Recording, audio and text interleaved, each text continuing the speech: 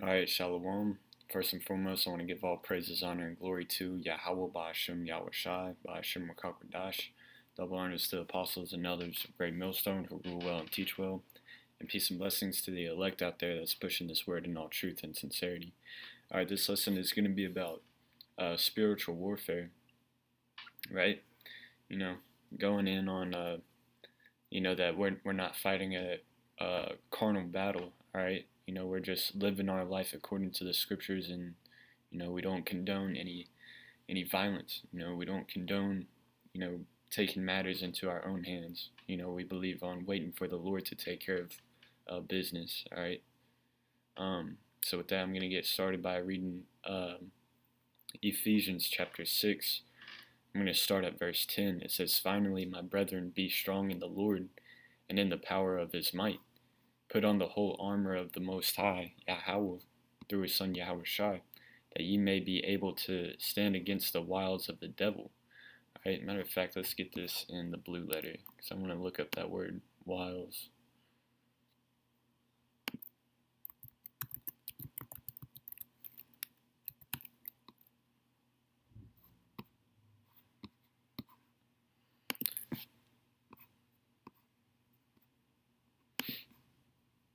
Alright, this is that word, wiles. Cunning arts, deceit, craft, trickery. Alright, because that's what the devil does, man. He sets up all these traps to try to justify his wickedness. Alright, and we already know, what the scriptures say about, those who lay snares will fall into. He that diggeth a pit shall fall therein. Let's get these scriptures real quick. Yeah, this is Ecclesiastes 10 and 8. He that diggeth a pit shall fall into it, and whoso breaketh an hedge, a serpent shall bite him. Whoso removeth stones shall be hurt therewith, and he that cleaveth wood shall be endangered thereby. But that's just the this is Proverbs 26 and 27. Whoso diggeth a pit shall fall therein, and he that rolleth a stone, it shall return upon him. Just like those, what was that, Roadrunner, and what was the coyote's name? But yeah, that's basically what it's saying. The coyote would always try to set up traps for the Roadrunner, but he'd always, get caught up in his own traps. And we avoid those traps by walking in the ways of the scriptures, man. All right, because it says, "Put on the whole armor of the Most High." All right, how do you put on the armor of the Most High? You practice the laws, statutes, and commandments of these scriptures. All right, you're gonna read the scriptures. You're gonna practice what the scriptures say. You're gonna pray to Yahweh through His Son Yahweh Shai. You're gonna fast. And that's basically all it is, man. This spiritual warfare is, just sticking to the scriptures, man. It's a lifestyle, you know. It says, "For we wrestle not against flesh and blood, but against principalities, against powers, against the rulers of the darkness of this world, against spiritual wickedness in high places." Right? So what is this talking about? We don't take up arms and start fighting people that we disagree with, right? We just plainly, go out there and preach every weekend or upload videos on YouTube teaching the teachings of the scriptures, all right? Correcting false doctrine, we filter everything through the scriptures, all right? And we do that by sticking to this word, man. All right, that's how we wrestle, or we wrestle against principalities, powers, and rulers of darkness in the world. All right, it says, "Wherefore take unto you the whole armor of the Most High, that ye may be able to withstand the evil day, and having done all to stand. Stand therefore, having your loins girt about with truth." Stick to the truth. Don't be caught up in all these vain philosophies, all these he said, she said, political agendas, just, hey, put all that off and stick to what you know. This it's kind of like I said before, it's a lifestyle, right? Whenever you, like, I'll take for an example, you got a lot of fitness people, right? And part of staying in like tip top shape, they have to have, a good workout regimen and a good diet. All right. And what they say is, instead of looking at all the stuff that you can't have, look at this, pick the things that you can have and stick to it. Stick to what you like to eat. Stick to the workouts that you like to do, and it becomes a lot easier. Same thing with these scriptures. Instead of seeing the scriptures as a bunch of don't do this, don't do this, don't do this. Hey, look, man, you can read, go into the history, go into the language. This is our culture. You should like, learning about your culture. So you stick to it. Hey, and it's very rewarding. Same thing when you learn the name, man. You're like, wow, I'm closer to the Lord. So you start praying to the name, and you're like getting closer. It's a lifestyle that you should love to live. The scriptures also refer to wisdom as, more precious than gold and rubies.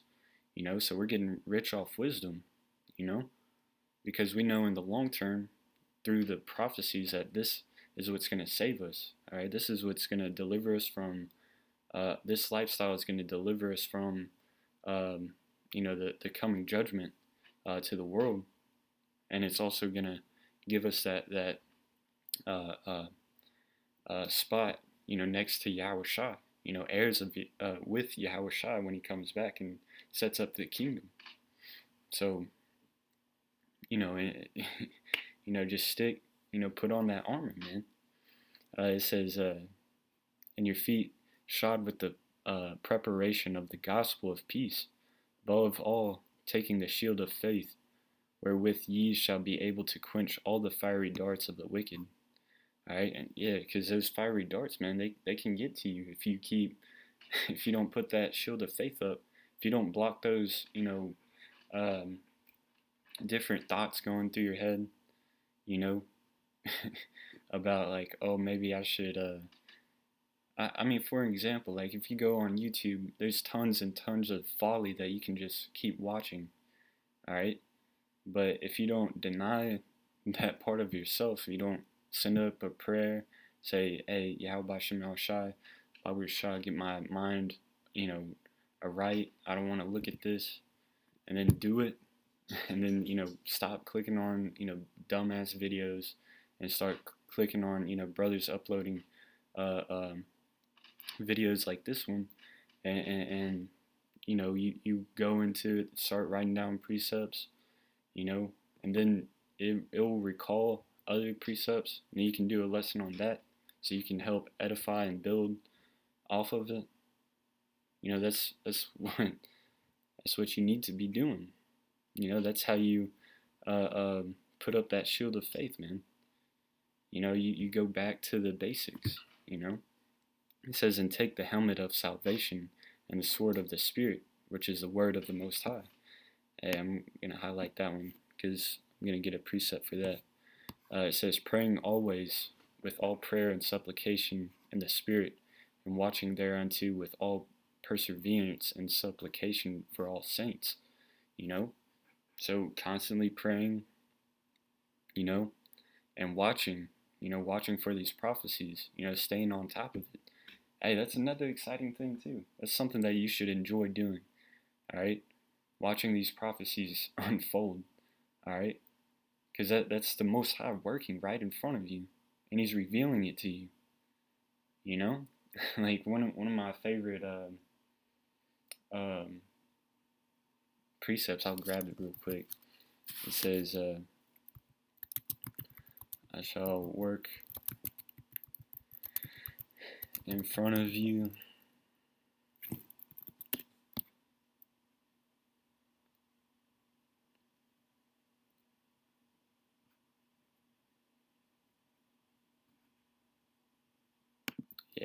Habakkuk 1 and 5. It says, "Behold ye among the heathen in regard, and wonder marvelously, for I will work a work in your days, which ye will not believe, though it be told you." You know, that's something that's, or Wisdom of Solomon 5. It's another good one.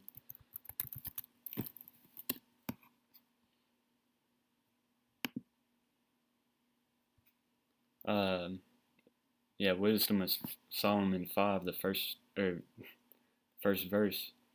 It says, "Then shall the righteous man stand in great boldness before the face of such as have afflicted him, and made no account of his labors. When they see it, they shall be troubled with terrible fear, shall be amazed at the strangeness of his salvation, so far beyond all that they looked for." Because, hey, these things are revealed unto us, but to them they're blinded.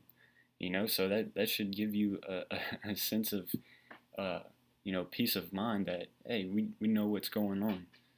It's exciting to be on the inside of things. We got the VIP sectioned off to these prophecies unfolding right now. Year 2020, everybody's bugging out and they're losing hope. But your hope should be increasing, because these are things that have been talked about, that you've been talking about. If you've, depending on, when you've been woken up, if this is your first time, like, hearing of Great Millstone, hey, I highly suggest keep watching those videos, man. Because, hey, I wholeheartedly believe that the spirit of Yahweh Shem Yahushai is dealing with Great Millstone, right?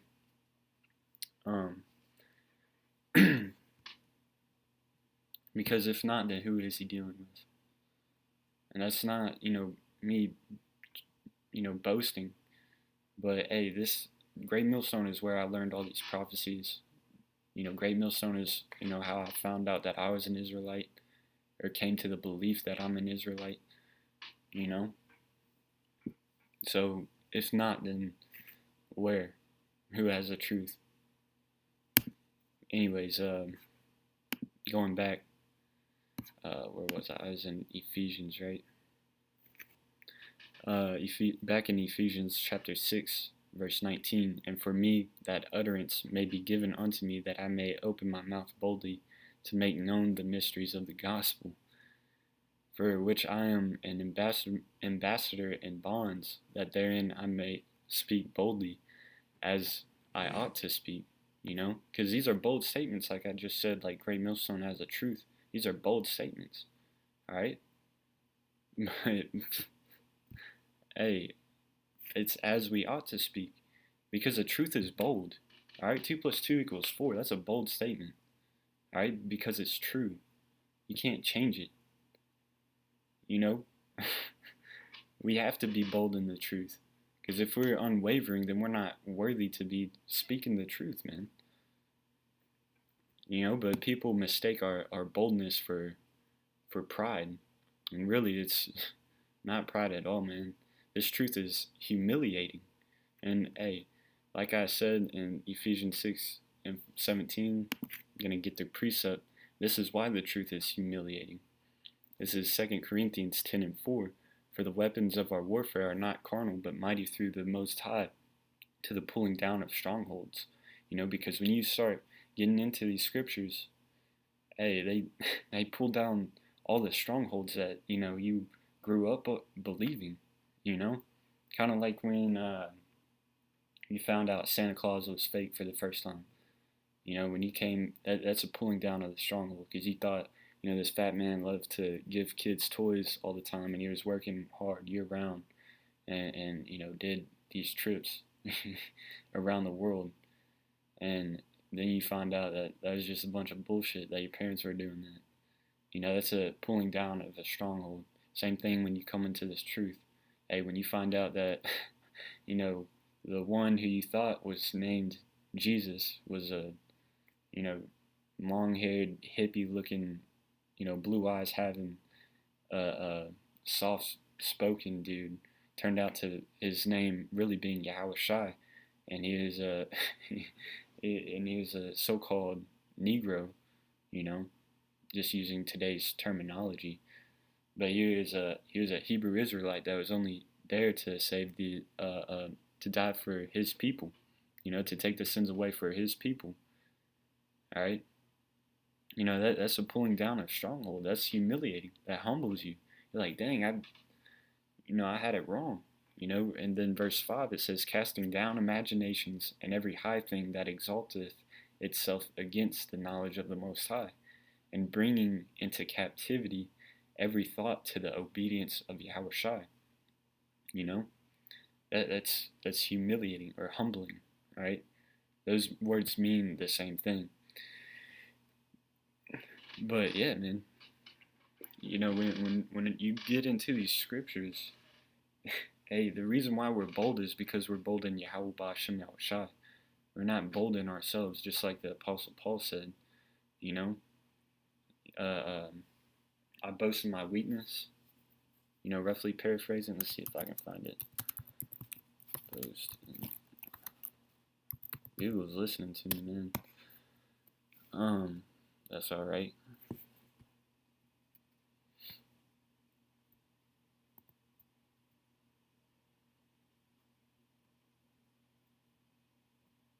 Let's see. Yeah, this is 2 Corinthians 12:8. For this thing I besought the Lord thrice, that it might depart from me. Yeah, because he had a thorn in his side, and he kept praying to the Lord that he remove it, right?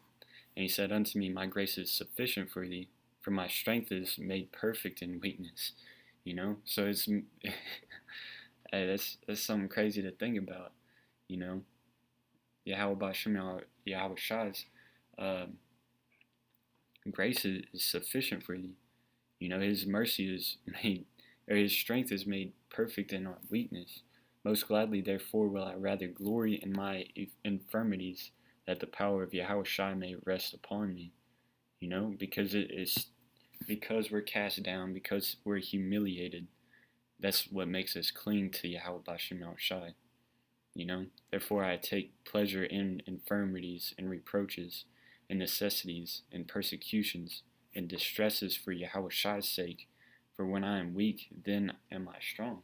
It's going through those infirmities that try your faith.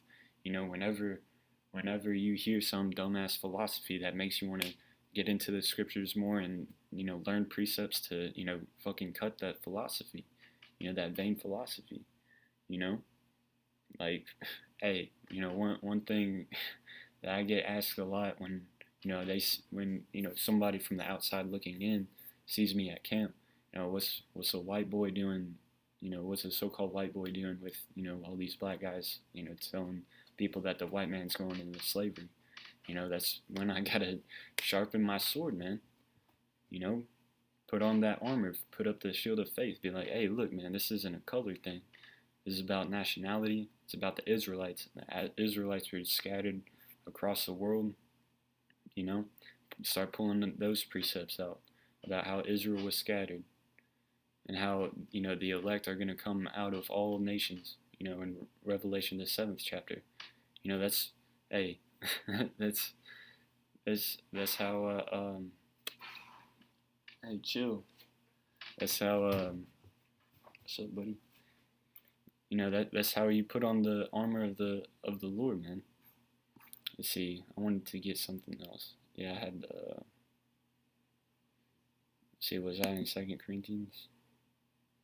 Oh yeah, I want to get this. This is Hebrews 4:12. It says, "For the word of the Most High, Yahweh Ba'Shem Yahushua, is quick and powerful, and sharper than any two-edged sword, piercing even to the dividing asunder of soul and spirit, and of the joints and marrow, and is a discerner of the thoughts and intents of the heart. Neither is there any creature that is not manifest in his sight, but all things are naked and opened unto the eyes of him with whom we have to do." And just highlighting that, the word of the Most High is like a sword, discerning the thoughts and intents of the heart, right? Because you got to put this sword on yourself sometimes. You got to put it to yourself. Be like, where's my mind at right now? Discerner of thoughts and intents of the heart. What are your intentions? You got to put it to yourself before you start swinging it around on other people. Unless you want to be called a hypocrite. But hey, that's also why this word is humiliating. when you start checking yourself according to um, the scriptures, you got to ask yourself, well, am I being described as, one of these wicked people according to these scriptures, or am I doing, the things according to, one of the righteous men? And that's a part of this lifestyle too. You got to mark the perfect man. You got to also mark, the wicked men. It is do's and don'ts, but hey, just stick to you know, mark the perfect man, and go after his ways. Ask counsel. Do all the spiritual things. Hey, pray, read, fast. Watch videos, take notes, get into the Hebrew. Try to pray as much as you can in the Hebrew, because that's that holy tongue, right? This is my last precept. I know this is getting kind of long. This is Psalms 26, and I'll start at 1. It says, a psalm of David. It says, "Judge me, O Lord, for I have walked in mine integrity. I have trusted also in the Lord, therefore I shall not slide. Examine me, O Lord, and prove me. Try my reins and my heart." You want to be tried. You want to be proven. You want your faith to be proven. And the only way it can be proven is if you go through some hardships, just to see if, you'll cling to the Lord. It says, "For thy loving kindness is before mine eyes, and I have walked in thy truth. I have not sat with vain persons, neither will I go into the dissemblers. I have hated the congregation of evildoers, and will not sit with the wicked." So that's him avoiding a wickedness and, evildoers, and, clinging to the Most High's ways, walking in the truth, putting on the, however you want to say it.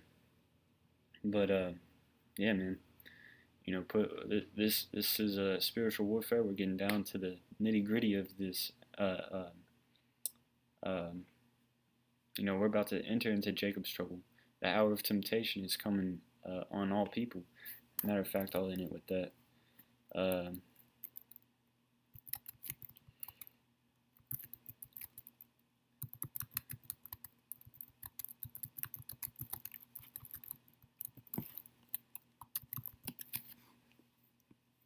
Yeah, this is Revelation 3 and 10.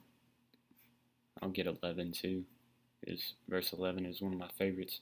Revelation 3 and 10, "Because thou hast kept the word of my patience, I also will keep thee from the hour of temptation, which shall come upon all the world, to try them that dwell upon the earth." So there it is, trying them. Alright, that's why temptation has to come. It's to try your faith, to see if you're worthy. "Behold, I come quickly. Hold that fast which thou hast, that no man take thy crown." Hey, because holding fast, meaning like, that word fast meaning like fasten. Like when people say fasten your seatbelt, when you hold something fast, you hold it tightly. That no man take that crown, because that crown, one represents salvation, and then the kingdom. Alright? So, hey, this word, this faith, you got to hold on to it. Because, hey, that hour of temptation is creeping up. So, hey, put on that armor, man. And it's not carnal, dude. It's not carnal at all. The people that are saying, I'll end it with this right here. I'll say, for all you 2/3 saying, to take up arms and fight back, hey, the scriptures say